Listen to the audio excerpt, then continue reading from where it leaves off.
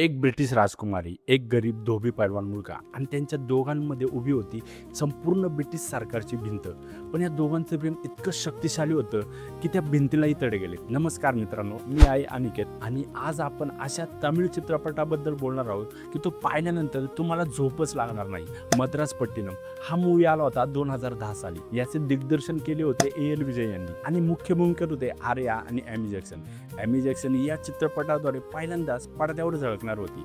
ही फक्त प्रेमकहाणी नाही, हा स्वातंत्र्यपूर्व भारताचा एक जिवंत दस्तावेज आहे. 1945 मद्रास, ब्रिटिश राज्य आणि एका बंदरावर राहणारी गरीब माणसं व त्यांच्यामध्ये आलेली एक ब्रिटिश राजकुमारी. कथा सुरू होते आजच्या काळात. एक म्हातारी ब्रिटिश महिला भारतात चेन्नईला येते. तिच्या नातीला तिच्या भारतात येण्यामागचं कारण कळत नाही. तेव्हा ती सांगायला लागते तिच्या तारुण्याची प्रेमाची एक जुनी कहाणी. चित्रपट फ्लॅशबॅक मध्ये जातो. 1945 मद्रास.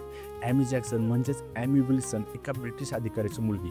वडिलांना भेटणे हे तिच्या येण्यामागचं कारण, पण परिस्थितीला वेगळंच मान्य असतं. तिची बंदरावर भेट होते आर्याशी म्हणजेच परितीशी. हा एक गरीब मुलगा पण स्वाभिमानी, बुद्धिमान, पण शिकण्याची संधी नाही, पण त्याचं हृदय म्हणजे सोन्यासारखं शुद्ध. मग सुरू होतं मद्रासचं एक वेगळंच संगीत. त्या काळातलं संगीत, त्या काळातला पोशाख, त्या काळातली लोक इतकं ऑथेंटिक आहे की तुम्हाला वाटतं तुम्हीच त्या काळात आहात की काय. एमी आणि परिती यांच्यात हळूहळू ओढ निर्माण होते.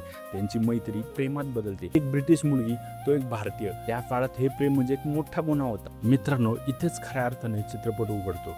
पैसा विरुद्ध प्रेम, संस्कृती विरुद्ध भावना, सत्ता विरुद्ध माणुसकी. आणि इथं चित्रपट येतं इतिहासाचं मोठं वळण. 1945चं भयंकर वादळ जे खऱ्या इतिहासातही आलं होतं. हे वादळ फक्त निसर्गाचं नाही, तर हे दोन जीवाच्या नशिबाचंही आहे. वादळानंतर काय होतं? परिती आणि एमी पुन्हा एकत्र येतात की त्यांचं प्रेम हे वादळात विरून जातं. हे जाणून घेण्यासाठी चित्रपट तुम्हाला बघायला हवा. आता बोलूया अभिनयाबद्दल. आर्या बस एकच शब्द सांगतो, जबरदस्त. त्यांनी परिती या भूमिकेत पूर्ण जीव ओतलाय. तो गरीब दिसतो, तो प्रेमात पडलेला दिसतो आणि तो जेव्हा दुखावतो तेव्हा आपल्याही डोळ्यात पाणी येतं. एमी जॅक्सनचा हा पहिला चित्रपट होता, पण हे तुम्हाला कधीच जाणवणार नाही. तिच्या डोळ्यात, तिच्या हसण्यात आणि तिच्या गोंधळलेल्या भावनात एमी जिवंत होते. सपोर्टिंग कास्ट ही कमाल आहे.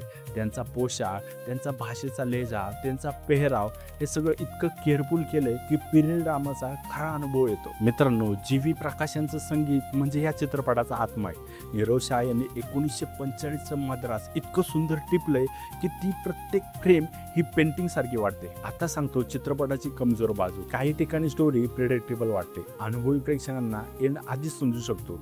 काही सिक्वेन्सेस थोडे लॉंग आहेत, पण चित्रपट पाहिल्यानंतर तुम्ही सीटवरून उठणार नाही. थोडे वेळ शांत बसाल आणि विचार कराल, हे प्रेम खरं होतं का? मी देतो या चित्रपटाला 4/5 स्टार. मद्रासपट्टिनम हा फक्त चित्रपट नाही, हा एक अनुभव आहे जो तुम्हाला इतिहासात घेऊन जातो, प्रेमात बुडवतो आणि परत आणताना थोडं बदललेलं सोडतो. तुम्ही हा चित्रपट पाहिला नसेल तर आज रात्रीच बघा. मित्रांनो, व्हिडिओ आवडला असेल तर लाईक करा, कारण यातून मला खूप मोटिवेशन मिळतं. सबस्क्राईब करा आणि बेल आयकॉन दाबा, कारण मी दर आठवड्याला अशा दक्षिण भारतीय सिनेमाचे रिव्ह्यू आणतो जे तुम्हाला माहिती नसतात. मद्रासपट्टिनम पाहिला असेल तर कमेंटमध्ये सांगा त्यातला तुमचा आवडता सीन कोण. पुढच्या आठवड्यात घेऊन येतो एक आणखी हिडन जेम. तोपर्यंत चांगले चित्रपट बघा, चांगली जगा. नमस्कार.